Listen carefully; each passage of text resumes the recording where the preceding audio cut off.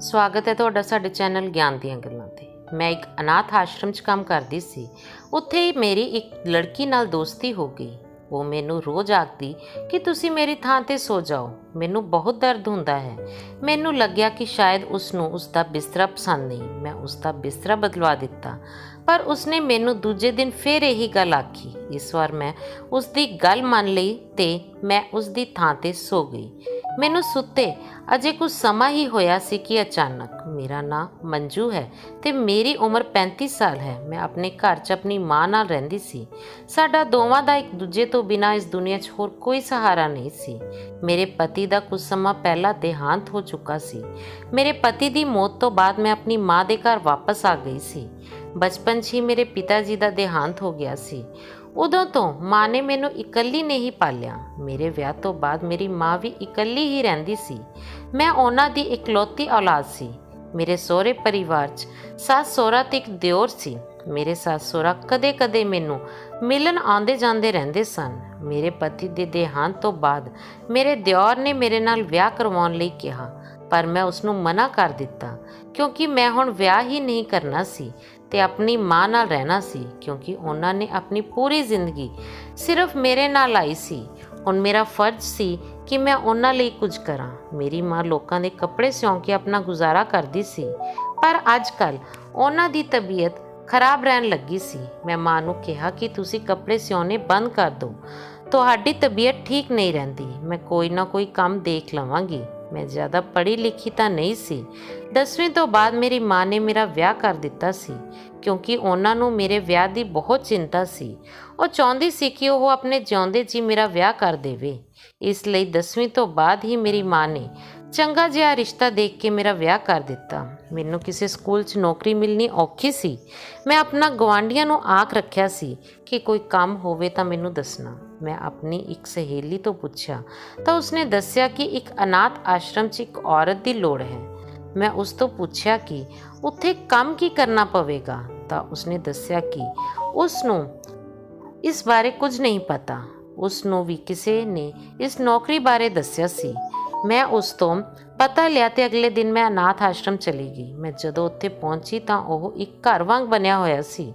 ਮੈਂ ਗੇਟ ਰਾਹੀਂ ਅੰਦਰ ਗਈ ਤਾਂ ਉੱਥੇ ਗਰਾਊਂਡ 'ਚ ਬੱਚੇ ਖੇਡ ਰਹੇ ਸਨ। ਉੱਥੇ ਕੁਝ ਬੱਚੇ ਅਪਾਹਿਜ ਵੀ ਸਨ।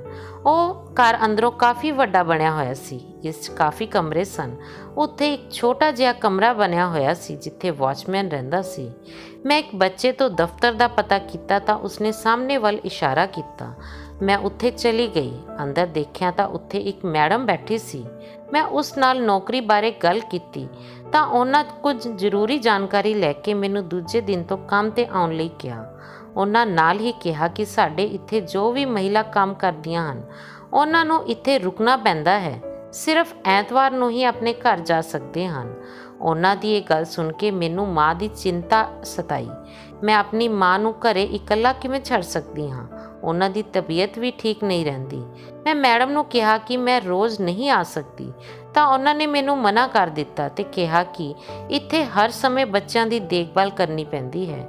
ਉਹਨਾਂ ਕੋਲ ਹਰ ਸਮੇਂ ਕਿਸੇ ਨਾ ਕਿਸੇ ਦਾ ਰਹਿਣਾ ਜ਼ਰੂਰੀ ਹੈ ਤੇ ਉਹਨਾਂ ਨੂੰ ਖਵਾਉਣਾ ਪਿਆਉਣਾ ਤੇ ਖਿਆਲ ਰੱਖਣਾ ਪੈਂਦਾ ਹੈ ਤੇ ਇਹੀ ਤੁਸੀਂ ਕਰਨਾ ਹੈ। ਇਸ ਤੋਂ ਬਿਨਾਂ ਹੋਰ ਕੋਈ ਕੰਮ ਨਹੀਂ ਹੈ ਇੱਥੇ। ਮੈਂ ਉਹਨਾਂ ਨਾਲ ਕੁਝ ਹੋਰ ਗੱਲਾਂ ਕੀਤੀਆਂ ਤੇ ਫਿਰ ਇੱਥੋਂ ਘਰ ਆ ਗਈ।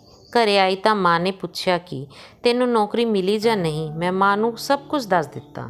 ਮਾਂ ਨੇ ਕਿਹਾ ਕਿ ਜੇਕਰ ਤੈਨੂੰ ਇਹ ਨੌਕਰੀ ਪਸੰਦ ਆਈ ਹੈ ਤੇ ਪੈਸੇ ਵੀ ਸਹੀ ਮਿਲ ਰਹੇ ਹਨ ਤਾਂ ਤੂੰ ਇਹ ਨੌਕਰੀ ਕਰ ਲੈ। ਤੂੰ ਮੇਰੀ ਫਿਕਰ ਨਾ ਕਰ, ਮੈਂ ਇਕੱਲੀ ਰਹਿ ਲਵਾਂਗੀ। ਮੈਂ ਮਾਂ ਨੂੰ ਕਿਹਾ ਕਿ ਤੁਹਾਡੇ ਲਈ ਖਾਣਾ ਕੌਣ ਬਣਾਵੇਗਾ, ਕਿਉਂਕਿ ਮੈਨੂੰ ਉੱਥੇ 24 ਘੰਟੇ ਰਹਿਣਾ ਹੋਵੇਗਾ। ਮਾਂ ਨੇ ਕਿਹਾ ਕਿ ਤੂੰ ਫਿਕਰ ਨਾ ਕਰ, ਮੈਂ ਆਪਣੇ ਲਈ ਖਾਣਾ ਖੁਦ ਬਣਾ ਲਵਾਂਗੀ। ਉਂਝ ਵੀ ਮੈਂ ਸਾਰਾ ਦਿਨ ਵਿਹਲੀ ਹੀ ਤਾਂ ਹੁੰਦੀ ਹਾਂ। ਤੂੰ ਤਾਂ ਮੇਰਾ ਸਿਲਾਈ ਦਾ ਕੰਮ ਵੀ ਛੁਡਵਾ ਦਿੱਤਾ ਹੈ ਕਿ ਮੈਂ ਖੁਦ ਖਾਣਾ ਵੀ ਨਹੀਂ ਬਣਾ ਸਕਦੀ। ਮੈਂ ਕਿਹਾ ਕਿ ਠੀਕ ਹੈ, ਆਪਣਾ ਖਿਆਲ ਰੱਖਣਾ ਤੇ ਦਵਾਈ ਵੀ ਸਮੇਂ ਸਿਰ ਲੈਂਦੇ ਰਹਿਣਾ। ਮੈਂ ਆਪਣੀ ਲੋੜ ਦਾ ਸਮਾਨ ਲਿਆ ਤੇ ਦੂਜੇ ਦਿਨ ਅਨਾਥ ਆਸ਼ਰਮ 'ਚ ਆ ਗਈ। ਪਹਿਲਾਂ ਉੱਥੇ ਮੈਡਮ ਨੂੰ ਮਿਲੀ ਤਾਂ ਉਹਨਾਂ ਮੈਨੂੰ ਕੰਮ ਸਮਝਾਉਣ ਅਤੇ ਮੇਰਾ ਕਮਰਾ ਵੀ ਦਿਖਾ ਦਿੱਤਾ। ਕਮਰੇ 'ਚ ਮੇਰੇ ਨਾਲ 3 ਹੋਰ ਲੜਕੀਆਂ ਵੀ ਰਹਿੰਦੀਆਂ ਸਨ, ਪਰ ਉਸ ਸਮੇਂ ਕਮਰੇ 'ਚ ਕੋਈ ਨਹੀਂ ਸੀ। ਮੇਰਾ ਥੋੜ੍ਹਾ ਸਮਾਂ ਆਰਾਮ ਕੀਤਾ ਤੇ ਫਿਰ ਮੈਂ ਬਾਹਰ ਆ ਗਈ। ਬਾਹਰ ਮੈਨੂੰ ਉਹ ਲੜਕੀਆਂ ਮਿਲੀਆਂ ਜੋ ਇੱਥੇ ਕੰਮ ਕਰਦੀਆਂ ਸਨ। ਉਹਨਾਂ 'ਚੋਂ ਇੱਕ ਦਾ ਨਾਂ ਰੀਮਾ ਤੇ ਦੂਜੀ ਦਾ ਨਾਮ ਰਵੀਨਾ ਸੀ। ਪਹਿਲਾਂ ਮੈਂ ਉਹਨਾਂ ਨੂੰ ਮਿਲੀ ਤੇ ਆਪਣੇ ਬਾਰੇ ਦੱਸਿਆ ਤੇ ਉਹਨਾਂ ਨੇ ਆਪਣੇ ਬਾਰੇ। ਦੁਪਹਿਰੇ ਸਮੇਂ ਬੱਚਿਆਂ ਦੇ ਖਾਣੇ ਦਾ ਸਮਾਂ ਹੋ ਗਿਆ ਤਾਂ ਅਸੀਂ ਬੱਚਿਆਂ ਨੂੰ ਇੱਕ ਕਮਰੇ 'ਚ ਖਾਣੇ ਲਈ ਲੈ ਗਏ। ਉੱਥੇ ਇੱਕ ਆਂਟੀ ਖਾਣਾ ਬਣਾਉਣ ਆਉਂਦੀ ਸੀ ਜੋ ਖਾਣਾ ਬਣਾ ਕੇ ਚਲੀ ਜਾਂਦੀ ਸੀ। ਬੱਚਿਆਂ ਨੂੰ ਪੜ੍ਹਾਉਣ ਦੀ ਜ਼ਿੰਮੇਵਾਰੀ ਰੀਮਾ ਤੇ ਰਵੀਨਾ ਦੀ ਤੇ ਮੈਂ ਬੱਚਿਆਂ ਦੇ ਖਾਣ ਪੀਣ ਦਾ ਖਿਆਲ ਰੱਖਦੀ ਸੀ। ਮੇਰਾ ਇੱਥੇ ਚੰਗਾ ਸਮਾਂ ਲੰਘ ਰਿਹਾ ਸੀ। ਇੱਥੇ ਰਹਿ ਕੇ ਮੈਂ ਇੱਕ ਗੱਲ ਨੋਟ ਕੀਤੀ ਕਿ ਇੱਥੇ ਰੋਜ਼ਾਨਾ ਕੋਈ ਨਾ ਕੋਈ ਬੱਚਾ ਗੋਦ ਲਿਆ ਜਾਂਦਾ ਸੀ। ਰੋਜ਼ਾਨਾ ਕੋਈ ਨਾ ਕੋਈ ਪਰਿਵਾਰ ਕਿਸੇ ਬੱਚੇ ਨੂੰ ਲੈਣ ਆਉਂਦਾ ਸੀ ਤੇ ਮੈਡਮ ਉਹਨਾਂ ਨੂੰ ਬੱਚਾ ਦੇ ਵੀ ਦਿੰਦੀ ਸੀ। ਇੱਥੇ ਸਿਰਫ ਬੱਚੇ ਗੋਦ ਹੀ ਨਹੀਂ ਲੈ ਜਾਂਦੇ ਸਨ, ਸਗੋਂ ਇੱਥੇ ਬੱਚੇ ਆਉਂਦੇ ਵੀ ਸਨ।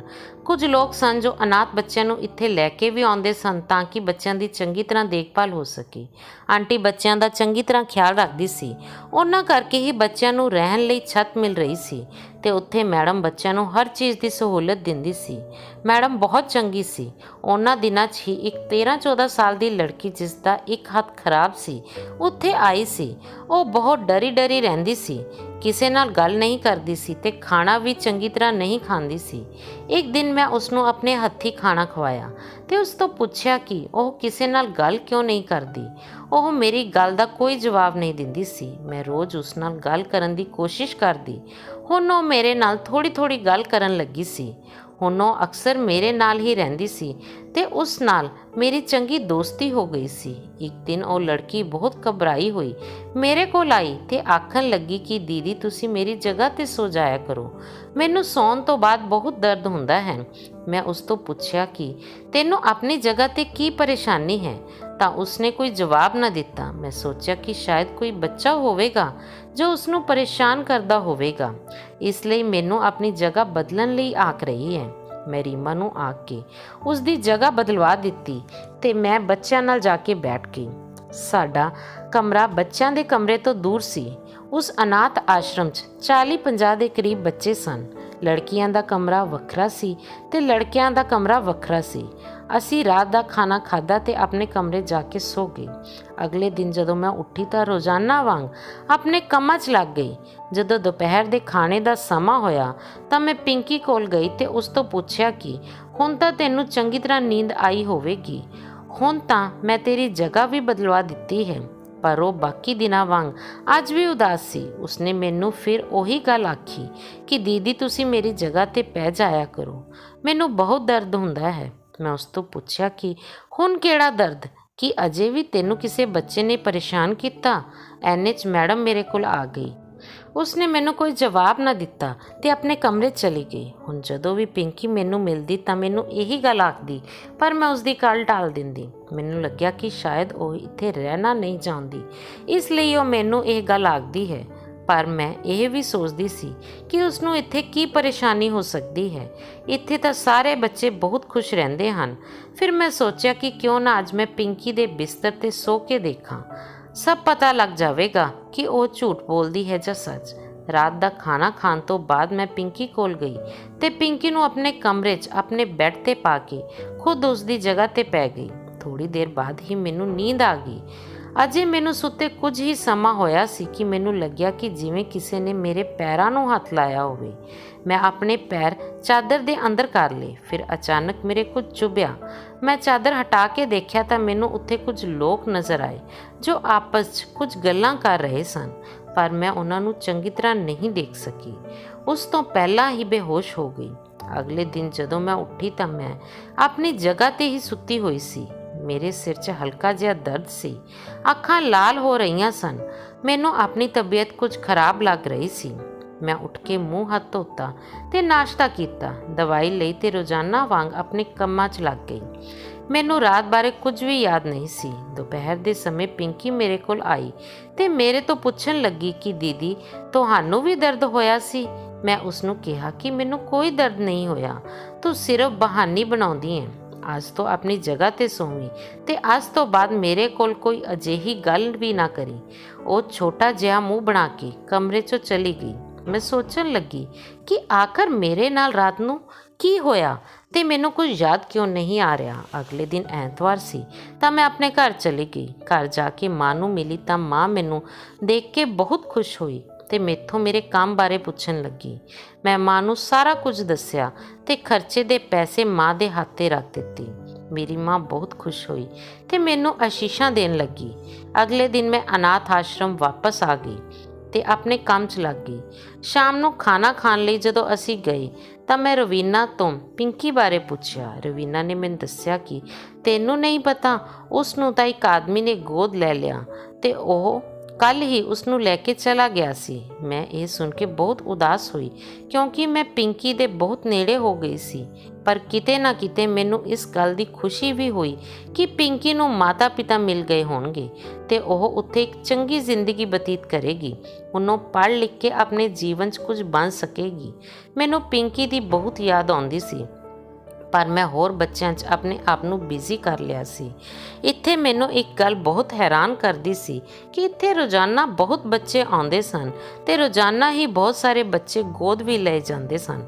नहीं तां कि लोग अनाथ बच्चों ਨੂੰ गोद ਲੈਣਾ ही नहीं चाहते ते जेकर लैके भी जाते हैं तो उन्होंने नौकर बना के रखते हैं। पर इत्थे तां रोज़ाना बहुत बच्चे गोद ले जाते सन ते हर आदमी बच्चे नूं अपनी औलाद बना के ही लैके जांदा सी। मैनूं ये गल बहुत परेशान कर रही सी। मैं जानना चाहती सी कि आखिर मामला की है, पर इत्थे किसे तो पुछ भी तां नहीं सकती सी। जेकर मैं ज़्यादा छानबीन करदी तां मेरी नौकरी खतरे 'ਚ आ सकती सी ते मैनूं इस नौकरी की बहुत ज़्यादा लोड़ सी। जेकर मेरी यह नौकरी छुट जाती तां पता नहीं किते होर नौकरी मिलती भी जां नहीं।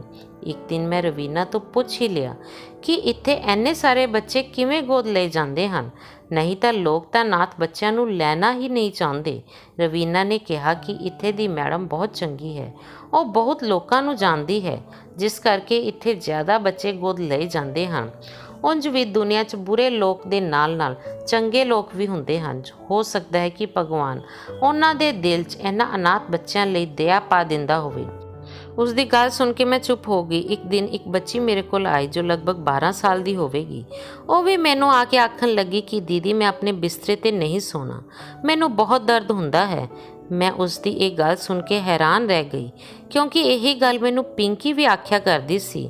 मैं उस तो पूछा कि बेटा किहो जिहा दर्द हुंदा है, कि कोई बच्चा परेशान करता है, कि तेनू बिस्तर 'ਚ कुछ चुभदा है।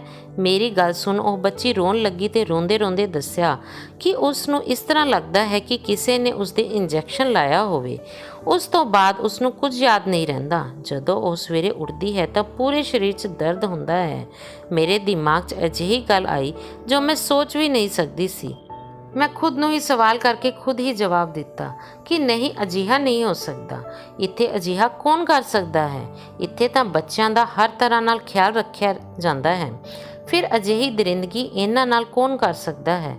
मैं उस बच्ची नूं अपने कमरे 'ਚ लै गई ते दरवाज़ा बंद करके उसके कपड़े उतार के देखा तो उसके शरीर ते कुछ निशान सन। मैं समझ गई कि इस नाल कुछ गलत होया है। मैं उसनूं कहा कि तू फिक्र ना कर, मैं रात नूं तेरे नाल ही सोवांगी ते तू यह गल अजे किसे नूं ना दसी। उस बच्ची दी यह हालत देख के मैं रो पई, पर मैं खुद नूं शांत किया ते मन ही मन सोच लिया कि इस नाल जो कुछ भी होया है उस मैं पता लगा के रहांगी। इस नाल जेकर किसी ने गलत किया है तो मैं उसनूं छड्डांगी नहीं। जदों रात हुई तो मैं बच्चों के कमरे जाके उस लड़की तो थोड़ी दूर जाके पै गई। मैं किसी नूं इस बारे नहीं दस्सिया सी। मैं अपने ते चादर पा ली। मैनूं नींद नहीं आ रही सी। अद्धी रात होने वाली सी कि रात दे 2 वजे का समा सी कि मैनूं किसी दे दरवाज़ा खोलण की आवाज़ आई। जदों मैं चादर चों थोड़ा जिहा देखिया तो उत्थे 2 आदमी उस बच्ची दी वल जा रहे सन। वो दोवें बच्ची कोल गए, उसका मुँह बंद किया ते उसदे इंजैक्शन ला दिता। कुछ देर बाद उसनूं गोद 'ਚ उठा के कमरे 'चों बाहर चले गए। ये देख के मेरे तो होश उड़ गए ते मैं तुरंत उठी ते उन्हां दोवां आदमियां नूं ਦਾ ਪਿੱਛਾ ਕਰਨ ਲੱਗੀ। ਉਹ ਦੋਵੇਂ ਆਦਮੀ ਉਹੀ ਸਨ ਜੋ ਇੱਥੇ ਅਨਾਥ ਬੱਚਿਆਂ ਨੂੰ ਲੈ ਕੇ ਆਉਂਦੇ ਸਨ। ਮੈਂ ਸੋਚਿਆ ਕਿ ਮੈਂ ਇਹ ਗੱਲ ਮੈਡਮ ਨੂੰ ਦੱਸਦੀ ਹਾਂ, ਪਰ ਮੈਂ ਜਦੋਂ ਤੱਕ ਮੈਡਮ ਨੂੰ ਜਗਾਉਂਦੀ ਤੇ ਸਭ ਕੁਝ ਦੱਸਦੀ ਉਦੋਂ ਤੱਕ ਉਹ ਲੋਕ ਚਲੇ ਜਾਂਦੇ। ਇਸ ਲਈ ਮੈਂ ਉਹਨਾਂ ਦਾ ਪਿੱਛਾ ਕਰਨਾ ਸਹੀ ਸਮਝਿਆ। ਜਦੋਂ ਮੈਂ ਉਹਨਾਂ ਦਾ ਪਿੱਛਾ ਕਰਦੇ ਕਰਦੇ ਬਾਹਰ ਗਈ ਤਾਂ ਮੈਨੂੰ ਦੇਖ ਕੇ ਬਹੁਤ ਹੈਰਾਨੀ ਹੋਈ ਕਿ ਉਹ ਵਾਚਮੈਨ ਨਾਲ ਗੱਲ ਕਰ ਰਹੇ ਸਨ ਤੇ ਵਾਚਮੈਨ ਨੇ ਬਾਹਰ ਜਾਣ ਲਈ ਗੇਟ ਵੀ ਖੋਲ੍ਹ ਦਿੱਤਾ। ਉਦੋਂ ਮੈਂ ਸਮਝ ਗਈ ਕਿ ਉਹ ਵਾਚਮੈਨ ਤੇ ਮੈਡਮ ਇਹਨਾਂ ਸਾਰਿਆਂ ਨਾਲ ਮਿਲੇ ਹੋਏ ਹਨ। ਉਹਨਾਂ ਦੇ ਜਾਣ ਤੋਂ ਬਾਅਦ ਹੀ ਵਾਚਮੈਨ ਨੇ ਗੇਟ ਬੰਦ ਕਰ ਦਿੱਤਾ। ਮੈਂ ਦੂਜੇ ਗੇਟ ਰਾਹੀਂ ਬਾਹਰ ਗਈ ਤਾਂ ਸਾਹਮਣੇ ਹੀ ਮੈਨੂੰ ਉਹ ਦੋਵੇਂ ਆਦਮੀ ਦਿਖਾਈ ਦਿੱਤੇ। ਮੈਂ ਉਹਨਾਂ ਦਾ ਪਿੱਛਾ ਕਰਨ ਲੱਗੀ। ਉਹ ਅਨਾਥ ਆਸ਼ਰਮ ਤੋਂ ਥੋੜ੍ਹਾ ਅੱਗੇ ਚੱਲ ਕੇ ਇੱਕ ਘਰ ਸੀ ਜਿੱਥੇ ਕੋਈ ਨਹੀਂ ਰਹਿੰਦਾ ਸੀ। ਉਹ ਉਸ ਘਰ 'ਚ ਚਲੇ ਗਏ ਤੇ ਅੰਦਰੋਂ ਦਰਵਾਜ਼ਾ ਬੰਦ ਕਰ ਲਿਆ। ਮੈਂ ਘਰ ਦੇ ਚਾਰੇ ਪਾਸੇ ਦੇਖਿਆ ਕਿ ਸ਼ਾਇਦ ਕੋਈ ਦਰਵਾਜ਼ਾ ਮੈਨੂੰ ਮਿਲ ਜਾਵੇ ਅੰਦਰ ਜਾਣ ਲਈ। ਉਦੋਂ ਹੀ ਮੈਨੂੰ ਇੱਕ ਦਰਵਾਜ਼ਾ ਦਿਸਿਆ ਜੋ ਕਿ ਟੁੱਟਿਆ ਹੋਇਆ ਸੀ। ਮੈਂ ਉਸ ਨੂੰ ਕੁੱਦ ਕੇ ਅੰਦਰ ਚਲੀ ਗਈ। ਪੂਰੇ ਘਰ 'ਚ ਹਨੇਰਾ ਸੀ। ਅੰਦਰ ਜਾ ਕੇ ਮੈਂ ਦੇਖਿਆ ਕਿ ਇੱਕ ਕਮਰੇ ਦੀ ਲਾਈਟ ਜਗ ਰਹੀ ਹੈ। ਮੈਂ ਉਸ ਕਮਰੇ ਵੱਲ ਗਈ ਤਾਂ ਉਸ ਦਾ ਦਰਵਾਜ਼ਾ ਹੀ ਅੰਦਰੋਂ ਬੰਦ ਸੀ। ਮੈਂ ਖਿੜਕੀ 'ਚੋਂ ਦੇਖਿਆ ਤਾਂ ਮੇਰੇ ਹੋਸ਼ ਉੱਡ ਗਏ। ਉੱਥੇ ਦੋ ਆਦਮੀ ਸਨ। ਇੱਕ ਆਦਮੀ ਖੜਾ ਸੀ ਤੇ ਦੂਜਾ ਬੱਚੀ ਨਾਲ ਗਲਤ ਕੰਮ ਕਰ ਰਿਹਾ ਸੀ। ਇਹ ਦੇਖਦੇ ਹੀ ਮੇਰੀ ਚੀਕ ਨਿਕਲ ਗਈ। ਮੈਂ ਬਿਨਾਂ ਕੁਝ ਸੋਚੇ ਸਮਝੇ ਖਿੜਕੀ 'ਚੋਂ ਆਵਾਜ਼ ਦਿੱਤੀ ਤੇ ਉਹਨਾਂ ਨੂੰ ਕਿਹਾ ਕਿ ਛੱਡ ਦਿਓ ਬੱਚੀ ਨੂੰ, ਨਹੀਂ ਤਾਂ ਮੈਂ ਪੁਲਿਸ ਬੁਲਾ ਲਵਾਂਗੀ। ਉਹਨਾਂ 'ਚੋਂ ਇੱਕ ਆਦਮੀ ਮੇਰੇ ਕੋਲ ਆਇਆ ਤੇ ਮੇਰੇ ਸਿਰ 'ਤੇ ਕੁਝ ਮਾਰਿਆ ਜਿਸ ਨਾਲ ਮੈਂ ਬੇਹੋਸ਼ ਹੋ ਗਈ। ਜਦੋਂ ਮੈਨੂੰ ਹੋਸ਼ ਆਇਆ ਤਾਂ ਮੈਂ ਦੇਖਿਆ ਕਿ ਮੈਂ ਇੱਕ ਹਨੇਰੇ ਕਮਰੇ 'ਚ ਬੰਦ ਸੀ। ਮੈਨੂੰ ਬੇਹੋਸ਼ ਹੋਣ ਤੋਂ ਪਹਿਲਾਂ ਦਾ ਸਭ ਕੁਝ ਯਾਦ ਆ ਗਿਆ ਤੇ ਮੈਂ ਉਸ ਬੱਚੀ ਬਾਰੇ ਸੋਚਣ ਲੱਗੀ। ਪਤਾ ਨਹੀਂ ਇਹਨਾਂ ਨੇ ਉਸ ਬੱਚੀ ਨਾਲ ਕੀ ਕੀਤਾ ਹੋਵੇਗਾ। ਮੇਰੇ ਹੱਥ ਪੈਰ ਬੰਨੇ ਹੋਏ ਸਨ ਜੋ ਮੈਂ ਖੋਲ੍ਹਣ ਦੀ ਕੋਸ਼ਿਸ਼ ਕੀਤੀ, ਪਰ ਮੇਰੀ ਕੋਸ਼ਿਸ਼ ਬੇਕਾਰ ਗਈ। ਥੋੜ੍ਹੀ ਦੇਰ ਬਾਅਦ ਇੱਕ ਆਦਮੀ ਅੰਦਰ ਆਇਆ ਜੋ ਮੇਰੇ ਲਈ ਖਾਣਾ ਲੈ ਕੇ ਆਇਆ ਸੀ। ਮੈਂ ਉਸ ਨੂੰ ਕਿਹਾ ਕਿ ਮੈਨੂੰ ਛੱਡ ਦਿਓ, ਮੈਂ ਕਿਸੇ ਨੂੰ ਨਹੀਂ ਦੱਸਾਂਗੀ। ਉਹ ਹੱਸਣ ਲੱਗਿਆ ਤੇ ਮੈਨੂੰ ਕਿਹਾ ਕਿ ਕਿਉਂ ਨਿਕਲ ਗਈ ਸਾਰੀ ਅਕੜ। ਇੰਨਾ ਆਖ ਉਹ ਖਾਣੇ ਦੀ ਥਾਲੀ ਰੱਖ ਕੇ ਤੇ ਮੇਰੇ ਹੱਥ ਖੋਲ੍ਹ ਕੇ ਬਾਹਰ ਚਲਾ ਗਿਆ। ਮੈਂ ਖਾਣਾ ਨਾ ਖਾਧਾ ਕਿਉਂਕਿ ਉਸ 'ਚ ਕੁਝ ਮਿਲਾਇਆ ਵੀ ਹੋ ਸਕਦਾ ਸੀ। ਮੈਂ ਉਹਨਾਂ ਦੀ ਸਾਰੀ ਸੱਚਾਈ ਜਾਣ ਗਈ ਸੀ, ਇਸ ਲਈ ਉਹ ਮੇਰੇ ਨਾਲ ਕੁਝ ਨਾ ਕੁਝ ਜ਼ਰੂਰ ਕਰਦੇ। ਅਚਾਨਕ ਮੈਨੂੰ ਪਿੰਕੀ ਦੀ ਯਾਦ ਆਈ। ਹੁਣ ਮੈਨੂੰ ਉਸ ਦੇ ਦਰਦ ਦਾ ਅਹਿਸਾਸ ਹੋ ਰਿਹਾ ਸੀ। ਮੈਂ ਸੋਚ ਵੀ ਨਹੀਂ ਸਕਦੀ ਸੀ ਕਿ ਮੈਡਮ ਵੀ ਇਹਨਾਂ ਸਾਰਿਆਂ ਨਾਲ ਮਿਲੀ ਹੋਈ ਹੋਵੇਗੀ। ਮੈਂ ਸੋਚਿਆ ਕਿ ਕਿਸੇ ਵੀ ਤਰ੍ਹਾਂ ਮੈਨੂੰ ਇੱਥੋਂ ਨਿਕਲਣਾ ਹੋਵੇਗਾ, ਨਹੀਂ ਤਾਂ ਇਹ ਲੋਕ ਮੈਨੂੰ ਵੀ ਮਾਰ ਦੇਣਗੇ। ਮੈਂ ਦਰਵਾਜ਼ਾ ਖੋਲ੍ਹਣ ਗਈ ਤਾਂ ਦਰਵਾਜ਼ਾ ਬਾਹਰੋਂ ਬੰਦ ਸੀ। ਫਿਰ ਮੈਂ ਕਮਰੇ ਦੇ ਚਾਰੇ ਪਾਸੇ ਦੇਖਿਆ ਤਾਂ ਉੱਪਰਲੇ ਪਾਸੇ ਇੱਕ ਖਿੜਕੀ ਸੀ। ਮੈਂ ਸਟੂਲ 'ਤੇ ਚੜ੍ਹ ਕੇ ਦੇਖਿਆ ਤਾਂ ਬਾਹਰ ਕੋਈ ਵੀ ਨਹੀਂ ਸੀ, ਪਰ ਉਸ ਰਾਹੀਂ ਬਾਹਰ ਨਿਕਲਣਾ ਔਖਾ ਵੀ ਸੀ। ਫਿਰ ਮੈਂ ਹਿੰਮਤ ਕਰਕੇ ਖਿੜਕੀ ਦਾ ਸ਼ੀਸ਼ਾ ਤੋੜਿਆ ਤੇ ਖਿੜਕੀ 'ਚੋਂ ਬਾਹਰ ਵੱਲ ਛਾਲ ਮਾਰ ਦਿੱਤੀ। ਉਚਾਈ ਤੋਂ ਛਾਲ ਮਾਰਨ ਕਰਕੇ ਮੇਰੀ ਲੱਤ 'ਤੇ ਸੱਟ ਵੱਜੀ, ਜਿਸ ਕਰਕੇ ਮੈਨੂੰ ਦਰਦ ਹੋ ਰਿਹਾ ਸੀ, ਪਰ ਮੈਂ ਆਪਣੀ ਪਰਵਾਹ ਕੀਤੇ ਬਿਨਾਂ ਕਿਸੇ ਤਰ੍ਹਾਂ ਉੱਥੋਂ ਬਾਹਰ ਆ ਗਈ। ਉੱਥੇ ਅੱਗੇ ਅਨਾਥ ਆਸ਼ਰਮ ਸੀ। ਗੇਟ 'ਤੇ ਵਾਚਮਾਨ ਬੈਠਾ ਰਹਿੰਦਾ ਸੀ। ਜੇਕਰ ਉਹ ਮੈਨੂੰ ਦੇਖ ਲੈਂਦਾ ਤਾਂ ਦੁਬਾਰਾ ਮੈਂ ਫੜੀ ਜਾਂਦੀ। ਇਸ ਲਈ ਮੈਂ ਆਪਣਾ ਮੂੰਹ ਚੁੰਨੀ ਨਾਲ ਢੱਕ ਲਿਆ ਤੇ ਉੱਥੋਂ ਨਿਕਲ ਗਈ। ਮੈਂ ਪੁਲਿਸ ਸਟੇਸ਼ਨ ਵੱਲ ਗਈ ਕਿਉਂਕਿ ਮੈਂ ਬੱਚਿਆਂ ਨੂੰ ਇਕੱਲੀ ਨਹੀਂ ਛੁਡਵਾ ਸਕਦੀ ਸੀ। ਉੱਥੇ ਬੱਚਿਆਂ ਨਾਲ ਬਹੁਤ ਗਲਤ ਹੋ ਰਿਹਾ ਹੈ ਤੇ ਇਹ ਸਭ ਪੁਲਿਸ ਨੂੰ ਦੱਸਣਾ ਬਹੁਤ ਜ਼ਰੂਰੀ ਸੀ। ਪੁਲਿਸ ਸਟੇਸ਼ਨ ਪਹੁੰਚ ਕੇ ਮੈਂ ਇੰਸਪੈਕਟਰ ਨੂੰ ਸਾਰੀ ਗੱਲ ਦੱਸੀ। ਇੰਸਪੈਕਟਰ ਨੇ ਕਿਹਾ ਕਿ ਤੁਹਾਡੇ ਕੋਲ ਕੋਈ ਸਬੂਤ ਹੈ? ਤਾਂ ਮੈਂ ਕਿਹਾ ਕਿ ਨਹੀਂ, ਇਸ ਦਾ ਕੋਈ ਸਬੂਤ ਨਹੀਂ ਹੈ। ਉਹਨਾਂ ਕਿਹਾ ਕਿ ਫਿਰ ਅਸੀਂ ਤੁਹਾਡੀ ਗੱਲ ਕਿਵੇਂ ਮੰਨ ਲਈਏ? ਹੋ ਸਕਦਾ ਹੈ ਕਿ ਤੁਸੀਂ ਝੂਠ ਬੋਲ ਰਹੇ ਹੋ ਤੇ ਉਹਨਾਂ ਨੂੰ ਫਸਾਉਣਾ ਚਾਹੁੰਦੇ ਹੋ। ਮੈਂ ਕਿਹਾ ਕਿ ਇਸ 'ਚ ਮੇਰਾ ਕੀ ਫਾਇਦਾ, ਮੈਂ ਤਾਂ ਸਿਰਫ ਮਾਸੂਮ ਬੱਚਿਆਂ ਨੂੰ ਬਚਾਉਣਾ ਚਾਹੁੰਦੀ ਹਾਂ। ਮੈਂ ਉਹਨਾਂ ਲੋਕਾਂ ਖਿਲਾਫ ਗਵਾਹੀ ਦੇਣ ਲਈ ਵੀ ਤਿਆਰ ਹਾਂ। ਇੰਸਪੈਕਟਰ ਨੇ ਕਿਹਾ ਕਿ ਸਬੂਤ ਤੋਂ ਬਿਨਾਂ ਅਸੀਂ ਉਹਨਾਂ ਦਾ ਕੁਝ ਵੀ ਨਹੀਂ ਵਿਗਾੜ ਸਕਦੇ, ਕਿਉਂਕਿ ਸਬੂਤਾਂ ਦੀ ਘਾਟ ਕਰਕੇ ਉਹ ਅਦਾਲਤ 'ਚੋਂ ਬਰੀ ਹੋ ਜਾਣਗੇ। ਇੰਸਪੈਕਟਰ ਨੇ ਮੇਰੀਆਂ ਗੱਲਾਂ ਸੁਣ ਕੇ ਕੁਝ ਦੇਰ ਸੋਚਿਆ ਤੇ ਫਿਰ ਮੇਰੀ FRI ਲਿਖੀ ਤੇ ਮੈਂ ਨੂੰ ਕਿਹਾ ਕਿ ਉਹ ਤੁਹਾਨੂੰ ਨੁਕਸਾਨ ਪਹੁੰਚਾ ਸਕਦੇ ਹਨ, ਇਸ ਲਈ ਆਪਣਾ ਖਿਆਲ ਰੱਖਣਾ। ਮੈਂ ਉੱਥੇ ਆਪਣੇ ਘਰੇ ਗਈ ਤੇ ਆਪਣੀ ਮਾਂ ਨਾਲ ਉੱਥੋਂ ਇੱਕ ਸਹੇਲੀ ਦੇ ਘਰ ਚਲੀ ਗਈ। ਮੇਰੀ ਮਾਂ ਦੇ ਪੁੱਛਣ 'ਤੇ ਮੈਂ ਉਹਨਾਂ ਨੂੰ ਸਾਰੀ ਗੱਲ ਦੱਸੀ ਤਾਂ ਉਹ ਮੈਨੂੰ ਸ਼ਾਬਾਸ਼ੀ ਦੇਣ ਲੱਗੀ ਤੇ ਕਿਹਾ ਕਿ ਤੂੰ ਜੋ ਕੀਤਾ ਸਹੀ ਕੀਤਾ, ਤੂੰ ਉਹਨਾਂ ਨੂੰ ਸਜ਼ਾ ਦਵਾ ਕੇ ਰਹੀ। ਕੁਝ ਦਿਨਾਂ ਬਾਅਦ ਪੁਲਿਸ ਉੱਥੇ ਭੇਸ਼ ਬਦਲ ਕੇ ਗਈ। ਉਹਨਾਂ ਨੇ ਮੈਡਮ ਨਾਲ ਗੱਲ ਕੀਤੀ ਕਿ ਉਹਨਾਂ ਨੂੰ ਇੱਕ ਬੱਚੀ ਚਾਹੀਦੀ ਹੈ ਤੇ ਉਹ ਉਸ ਬੱਚੀ ਨੂੰ ਵਿਦੇਸ਼ ਲਿਜਾ ਕੇ ਵੇਚ ਦੇਣਗੇ। ਇਸ ਲਈ ਉਹ ਮੂੰਹ ਮੰਗੀ ਰਕਮ ਦੇਣ ਨੂੰ ਤਿਆਰ ਸੀ। ਮੈਡਮ ਨੇ ਵੀ ਬੱਚੀ ਦੇਣ ਦੀ ਹਾਮੀ ਭਰ ਦਿੱਤੀ ਤੇ ਗੱਲ ਕਰਦੇ ਕਰਦੇ ਉਹਨਾਂ ਨੂੰ ਇਹ ਵੀ ਆਖ ਦਿੱਤਾ ਕਿ ਤੁਹਾਨੂੰ ਹੋਰ ਬੱਚੇ ਚਾਹੀਦੇ ਹੋਣ ਤਾਂ ਉਹ ਵੀ ਮਿਲ ਜਾਣਗੇ। ਸਾਡੇ ਇੱਥੇ ਅਸੀਂ ਬੱਚਿਆਂ ਤੋਂ ਹਰ ਤਰ੍ਹਾਂ ਦੇ ਕੰਮ ਕਰਵਾ ਲੈਂਦੇ ਹਾਂ। ਪੁਲਿਸ ਵਾਲਿਆਂ ਨੇ ਸਭ ਕੁਝ ਰਿਕਾਰਡ ਕਰ ਲਿਆ ਤੇ ਉੱਥੋਂ ਆ ਗਈ। ਅਗਲੇ ਦਿਨ ਉਹਨਾਂ ਨੇ ਉੱਥੇ ਛਾਪਾ ਮਾਰਿਆ। ਮੈਡਮ, ਵਾਚਮੈਨ ਤੇ ਉਹਨਾਂ 2 ਆਦਮੀਆਂ ਨੂੰ ਵੀ ਗ੍ਰਿਫਤਾਰ ਕਰ ਲਿਆ। ਉੱਥੇ ਜੋ ਲੜਕੀਆਂ ਕੰਮ ਕਰਦੀਆਂ ਸਨ ਉਹਨਾਂ ਨੂੰ ਵੀ ਉਹਨਾਂ ਸਾਰੇ ਬਾਰੇ ਕੁਝ ਪਤਾ ਨਹੀਂ ਸੀ। ਮੈਡਮ ਦੇ ਕਮਰੇ ਦੀ ਤਲਾਸ਼ੀ ਲਈ ਤਾਂ ਉੱਥੇ ਉਹਨਾਂ ਖਿਲਾਫ ਸਾਰੇ ਸਬੂਤ ਮਿਲ ਗਏ।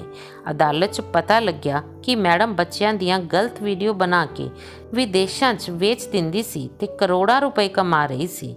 ਜੋ ਲੋਕ ਬੱਚਿਆਂ ਨੂੰ ਅਨਾਥ ਆਸ਼ਰਮ 'ਚੋਂ ਗੋਦ ਲੈਣ ਆਉਂਦੇ ਸਨ ਉਹ ਉਹਨਾਂ ਨੂੰ ਗੋਦ ਨਹੀਂ ਲੈਂਦੇ ਸਨ, ਸਗੋਂ ਵੇਚਣ ਲਈ ਲੈ ਕੇ ਜਾਂਦੇ ਸਨ। ਮੈਂ ਉਹਨਾਂ ਦੋਵਾਂ ਆਦਮੀਆਂ ਖਿਲਾਫ ਗਵਾਹੀ ਦਿੱਤੀ ਤੇ ਉਹਨਾਂ ਨੂੰ ਸਜ਼ਾ ਹੋ ਗਈ।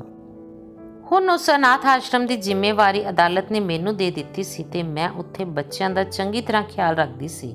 ਬੱਚੇ ਭਗਵਾਨ ਦਾ ਰੂਪ ਹੁੰਦੇ ਹਨ, ਪਰ ਕੁਝ ਲੋਕਾਂ ਕੋਲ ਸ਼ਾਇਦ ਦਿਲ ਹੀ ਨਹੀਂ ਹੁੰਦਾ ਤੇ ਉਹ ਪੈਸਿਆਂ ਖਾਤਰ ਇੰਨਾ ਹੇਠਾਂ ਡਿੱਗ ਜਾਂਦੇ ਹਨ ਕਿ ਮੈਂ ਸੋਚ ਵੀ ਨਹੀਂ ਸਕਦੀ ਸੀ। ਹੁਣ ਉੱਥੇ ਸਾਰੇ ਬੱਚੇ ਬਹੁਤ ਖੁਸ਼ ਰਹਿੰਦੇ ਸਨ। ਧੰਨਵਾਦ।